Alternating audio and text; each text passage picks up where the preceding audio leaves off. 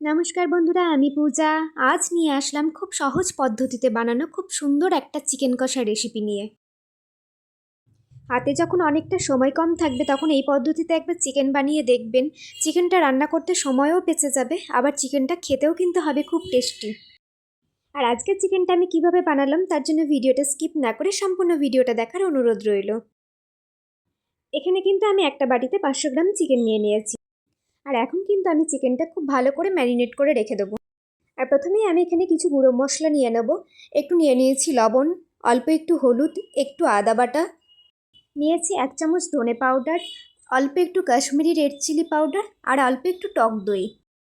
আর এখানে একটা বড় সাইজের পেঁয়াজ, কয়েক কোয়া রসুন আর কয়েকটা পাকা লঙ্কা আমি বেটে নিয়েছি। আর সেই পেঁয়াজ রসুন পাকা লঙ্কাটা আমি ওর মধ্যে দিয়ে দিলাম।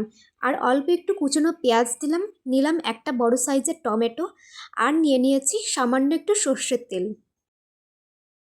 এখন সমস্ত উপকরণগুলো খুব ভালো করে আমি হাত দিয়ে মেখে নেব। আর এই চিকেনটা কিন্তু 30 মিনিট থেকে 1 ঘন্টার জন্য আমি রেস্টে রেখে দেবো।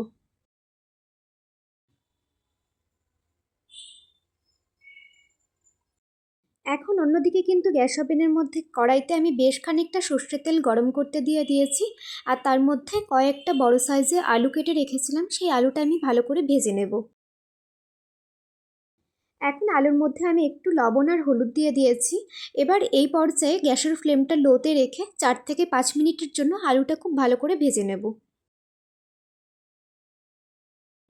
আর 4 থেকে 5 মিনিট ভাজা হয়ে গেলে আলুটা যখন 50% মতন সেদ্ধ হয়ে যাবে তখন কিন্তু আমি এক এক করে কড়াই থেকে তুলে নেব।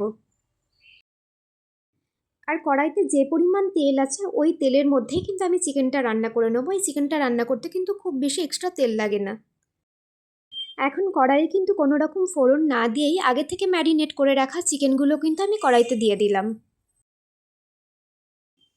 আর সমস্ত চিকেনটা কড়াইতে দেওয়া হয়ে গেলে খুন্তি দিয়ে আমি খুব ভালো করে মিক্স করে নেব। 3 থেকে 4 মিনিট কড়াইতে চিকেনটা দিয়ে খুব ভালো করে নাড়া হয়ে গেলে গ্যাসের ফ্লেমটা মিডিয়ামে রেখে আমি একটু চাপা দিয়ে দেব। আর এইভাবে চাপা দিয়ে চিকেনটা রান্না করলে খুব তাড়াতাড়ি কিন্তু সেদ্ধও হয়ে যাবে, মশলাটা আর তার সঙ্গে চিকেনটা একই সঙ্গে কষানো হয়ে যাবে। 8 থেকে 10 মিনিট বাদে ঢাকনাটা খুলে আমি একবার করে চিকেনটা নেড়ে নেব।